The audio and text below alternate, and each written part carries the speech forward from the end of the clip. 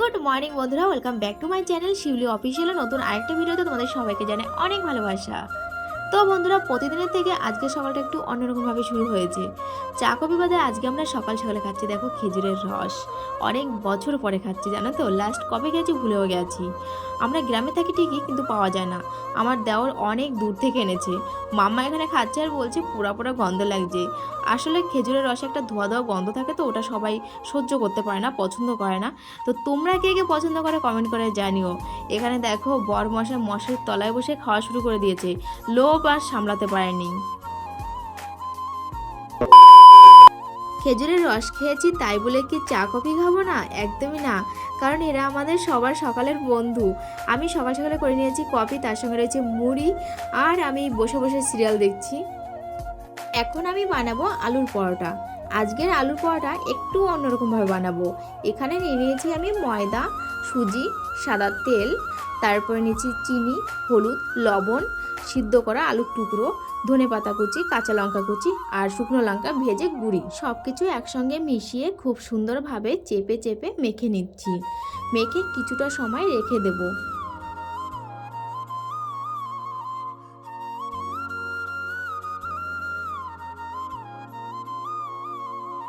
তো বন্ধুরা, এখানে দেখো আমি 4টে লুচি বেলে নিয়েছি।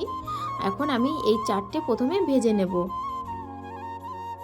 দেখো কত সুন্দর ফুলে উঠেছে, ভীষণ টেস্টি হয়। তোমরা একবার বাড়িতে বানিয়ে খেয়ে দেখবে, ভীষণ ভালো লাগে। এমনিও খাওয়া যায় কোনো তরকারি ছাড়াই।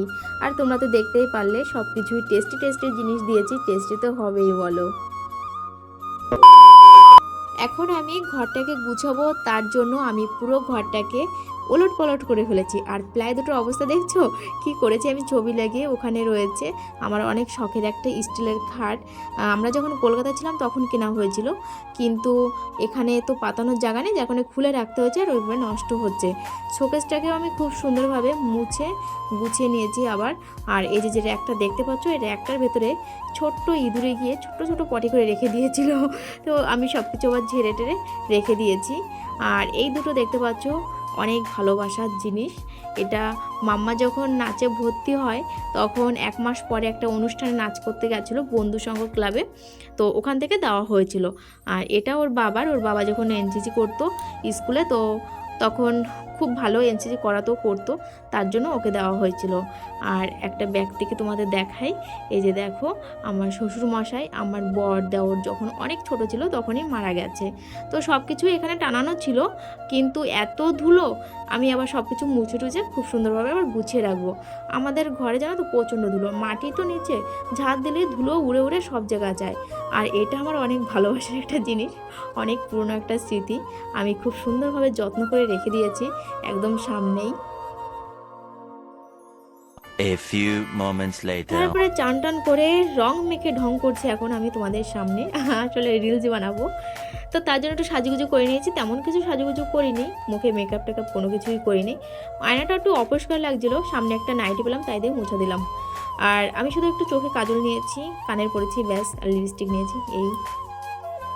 এটা ছিল আজকে রিলসের ফাইনাল লুক। তো রিলস বানানো হয়ে গেছে আমার, আর রিলস বানাতে গিয়ে আবার অনেক বড় একটা সর্বনাশ হয়ে গেছে। আমি এত সুন্দর টেস্টি করে আজকে তরকারিটা করেছি, সেই তরকারির ঝোল পড়ে গেছে। আসলে আমার বর এমন একটা রিং লাইট বানিয়ে দিয়েছে আমাকে, সেই রিং লাইট জ্বালিয়ে যদি রিলস ভিডিও বানাই আমি মনে হয় 1/2 ঘন্টা চোখে দেখতেই পাই না।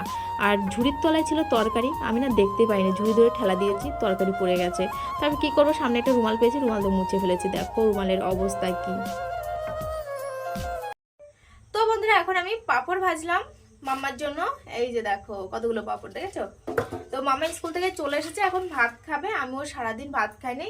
মাম্মা স্কুলে যাওয়ার পরে আমি এটাই করি, সকালবেলা চা খাই, তার সঙ্গে কোনো কিছু যদি একটু খাই, মুড়ি টুড়ি, আর একবারে দুপুরবেলায় ভাত খাই। তো মাম্মার ডাল আর পাঁপড় ভীষণ ভালো খায়, মানে একটা প্রিয় খাবার বলতে পারো ওর। ডাল আর পাঁপড় হলে আর কোনো কিছু লাগে না, ও অনেকগুলো ভাত খেয়ে নিতে পারে, যেটা নাকি মাছ মাংস দিয়েও খায় না ও। তো আমার জন্য আমি করেছি, কালকে রাত্রেবেলা বেগুন ভেজেছিলাম, সেই বেগুন ভাজা ছিল। সকালবেলা একবার ভেবেছিলাম ফেলে দিই, আবার কি মনে হলো না ফেলবো না, থাক। তো সেই বেগুনটাকে আমি এখন পেঁয়াজ দিয়ে, লঙ্কা দিয়ে, শুকনো লঙ্কা দিয়ে সুন্দর করে ভেজেছি, ওটা দিয়ে এখন ভাত খাবো। আর যে তরকারিগুলো রয়েছে ওটা আমার বর রাতের বেলা খাবে। রাতের বেলা তরকারি রান্না করার কোনো ইচ্ছা নেই আমার, যেহেতু রাতেবেলা আমি সেরকম একটা খাই না, মাম্মা খুব বেশি খায় না, আমার ওই আলু সিদ্ধ, টমেটো সিদ্ধ, কাঁচা টমেটো সিদ্ধ দিলেই হয়ে যাবে। তো আজকে তরকারিটা না ভীষণ মানে টেস্টি হয়েছিল, কিন্তু কপালে নেই, যার জন্য খাওয়া হলো না। চলো কি আর করা যাবে।